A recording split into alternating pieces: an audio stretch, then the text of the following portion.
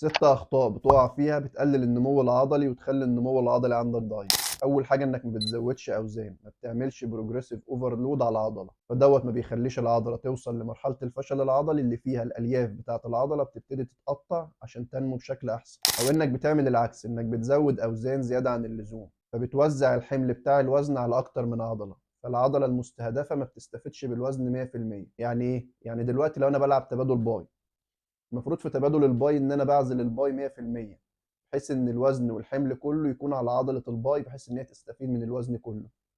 لو الوزن اتقل من اللازم هبتدي احرك جسمي، هبتدي احمل على ظهري مع الباي، ابتدي ازق كده واحمل على ظهري مع الباي. ثالث حاجه فترات الراحه الكبيره ما بين كل مجموعه والتانيه، دوت بيقلل من فرصه وصول العضله لمرحله الفشل العضلي. لازم ما تريحش اكتر من 20 ثانيه ما بين كل مجموعه والتانيه. انك ما بتاخدش كفايتك من البروتين اللي هو العامل الاساسي في بناء العضلات. لازم تاخد 2 جرام لكل كيلو جرام من وزن جسمك.